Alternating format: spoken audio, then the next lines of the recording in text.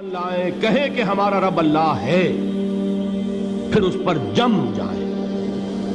ان پر فرشتوں کا نزول ہوتا ہے، نہ کوئی غم کرو نہ خوف، خوشیاں مناؤ جنت کی جس کا تم سے وعدہ کیا گیا تھا۔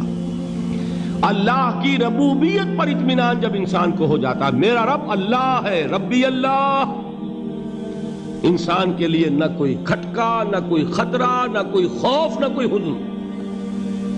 جو کچھ ہو رہا ہے کس کے اذن سے ہو رہا ہے؟ اللہ کے اذن سے۔ اللہ کے اذن کے بغیر پتہ تک نہیں ہلتا۔ یہ کوئی اندھا بہرا مادہ نہیں ہے جس سے مجھے کوئی خوف ہو۔ اندھا بھینسا چلا آ رہا ہو اس سے تو ڈرنے کا ہر انسان کو ڈرنا چاہیے، نہ معلوم کس کو ٹکر مار دے۔ لیکن نہیں، اس کائنات کو چلانے والا ایک سمیع و بصیر خدا ہے، وہ جو میرا دوست ہے، میرا ولی ہے۔ اللہ ولی الذین آمنوا یخرجہم من الظلمات الی النور۔ اللہ اہل ایمان کا ولی ہے، ساتھی ہے، پشت پناہ ہے، مددگار ہے، حمایتی ہے۔ بتائیے جسے یقین ہو جائے کہ اللہ میرا مددگار، اللہ میرا محافظ، اللہ میرا پشت پناہ، اللہ میرا حمایتی، اس کے لیے کوئی خوف ہوگا؟ اس سے کوئی ڈر ہوگا؟ میں مثال دیا کرتا ہوں ایک بہت سادہ پنجاب کے دیہات کی۔ تو بڑا چودھری ہے اور کوئی غریب کسان ہے۔ اس غریب کسان کے جانوروں کو ہر وقت اندیشہ ہوگا چوری کا، کوئی میری بھینس کھول کر نہ لے جائے، کوئی میرا بیل کھول کر نہ لے جائے۔ لیکن جس کے بارے میں یہ سب کو معلوم ہو کہ وہ جو بڑا چودھری ہے وہ اس کا دوست ہے، اس کی بچیا کو کوئی خوف ہوگا؟ اس کی بھینس پر کوئی ہاتھ ڈالے گا؟ اسے کوئی اندیشہ ہوگا؟ نہیں۔ کیوں؟ کہ وہ بڑا چودھری، بڑا اس کا یہاں کا سردار، جاگیردار، سب کو معلوم ہے وہ میرا دوست ہے، کوئی میرے خلاف اقدام نہیں کر سکتا۔ اس دنیا میں یہ چھوٹی سی بات اگر آپ کے دلی اطمینان اور سکون کا باعث بن سکتی ہے تو ذرا تصور کیجئے۔ میں لفظ تصور استعمال کروں گا صرف اس لیے کہ اس کا ہم جس کو کہتے ہیں ادراک اور شعور کر نہیں سکتے، اگر کے ساتھ کر سکتے۔ اگر یقین ہو کہ اللہ میرا مددگار اور یقین ہو کہ اللہ ہر آن میرے ساتھ ہے، پھر کوئی خوف؟ کس کا خوف؟ کوئی شے اللہ سے بالا تر ہے؟ کوئی قوت اس سے زیادہ طاقتور ہے؟ کوئی اس کے ارادے کو بدلنے والا ہے؟ کوئی اس کی مشیت کے آڑے آنے والا ہے؟ یہی بات ہے جو حضور نے فرمائی۔ یہ ایمان کا حاصل ہے لب لباب، کہ دیکھو اچھی طرح اس بات کو ذہن نشین کر لو، اگر تمام انسان مل کر تمہیں کوئی نقصان پہنچانا چاہے نہیں پہنچا سکتے، مگر جو کچھ اللہ نے لکھ دیا ہو، اور تمام انسان مل کر تمہیں کوئی نفع پہنچانا چاہے نہیں پہنچا سکتے، مگر وہ شے جو اللہ نے طے کر دی۔ آپ پھر میں کہوں گا ذرا طاری کیجئے، اسے فرض کیجئے، اسے سوچئے۔ اگر اس حدیث پر ہمارا دل ٹھکا ہوا ہو تو کسی سے ڈر ہوگا؟ یہ مجھے نقصان نہ پہنچا دے، یہ میری رپورٹ خراب نہ کر دے، یہ میری انکریمنٹ نہ رکوا دے، یہ میرا یہ نہ بگاڑ دے، یہ میرے یہ نقصان نہ پہنچا دے۔ اس کا ڈر، اس کا ڈر، اس کا خوف، اس کی خوشامد، اس کے لیے جا کر طرح طرح سے اپنی عزت نفس کو ذلیل کروانا اس کے سامنے، یہ سب کچھ کیوں کرتا ہے انسان؟ جب سمجھتا ہے کہ اس کے ہاتھ میں میرا کوئی نفع ہے، اس کے ہاتھ میں میرے لیے کوئی ضرر ہے، یہ مجھے کوئی غضب پہنچا سکتا ہے، یہ مجھے کوئی نقصان پہنچا سکتا ہے، یہ میرا کوئی کام بنا سکتا ہے، یہ میری کوئی ضرورت پوری کر سکتا ہے، اسی کا نام شرک ہے۔ جہاں آپ نے یہ سمجھا کہ غیر اللہ کے اندر کوئی طاقت موجود ہے، وہی شرک ہے۔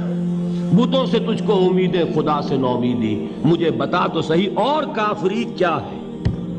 شرک تو یہ ہے جس پر بھی تمہیں یہ خیال ہے، کلمہ ہے یہ کلمہ سوم، لا حول ولا قوت الا باللہ، ذرا اس پر دل کو کبھی اگر آپ تصور کریں، پھر فرض کریں، دل ٹھک جائے اس پر، کوئی طاقت نہیں۔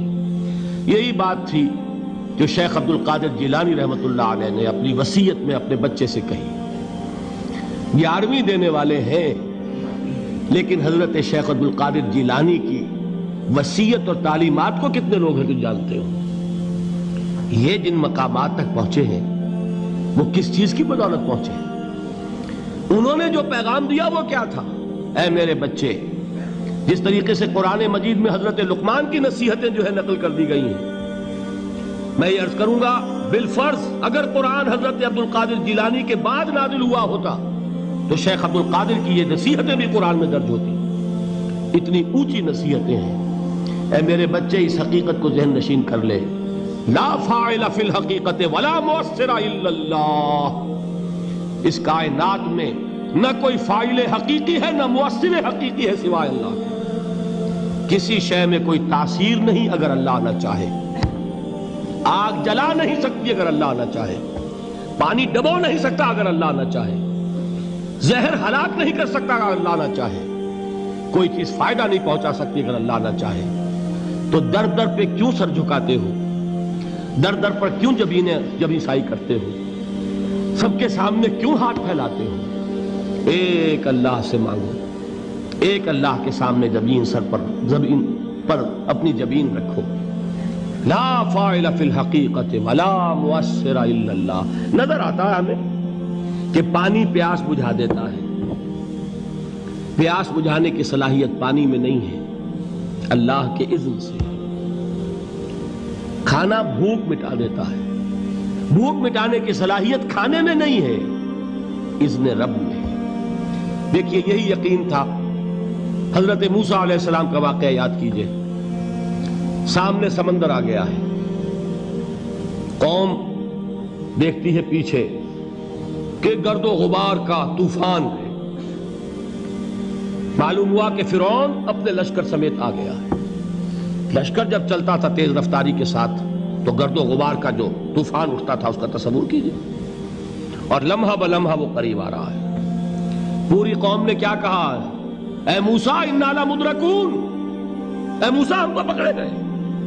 قرآن مجید نے تو یہاں وہ باتیں نہیں لکھی ہے، لیکن تورات میں یہ درج ہے کہ بنی اسرائیل جھگڑنے لگے، دست و گریبان ہو گئے موسیٰ کے ساتھ.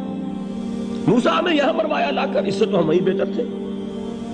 وہاں کھانے کو ملتا تھا، زندگی تو تھی، بیگار ہم کر رہے تھے، موت تو نہیں تھی. اب جو کچھ ہوگا اس کا تصور کرو، جس طریقے سے ہمارے ٹکڑے اڑائے جائیں گے. تو لڑ رہے ہیں حضرت موسیٰ علیہ السلام سے. یہ تورات کی تفصیل ہے. قرآن میں صرف اتنا آیا ہے، پریشان ہو کر انہوں نے کہا انا لمدرکون، موسیٰ ہم تو پکڑے گئے. اس وقت موسیٰ کا جواب کیا ہے؟ کلا ان معی ربی سیہدین. نہیں، میرے ساتھ میرا رب ہے، وہ راستہ دے گا. بتائیے کہاں راستہ نظر آ رہا ہے؟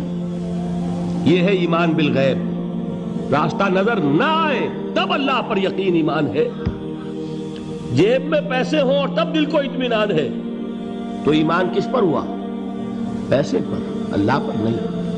جب وسائل و ذرائع نہ ہو اور پھر یقین ہو کہ اللہ مسبب الاسباب ہے، وہ اسباب کا پابند نہیں ہے، وہ اسباب کا محتاج نہیں ہے، اسباب اس کے محتاج ہیں. اگر یہ یقین ہے تو اللہ پر ایمان ہے.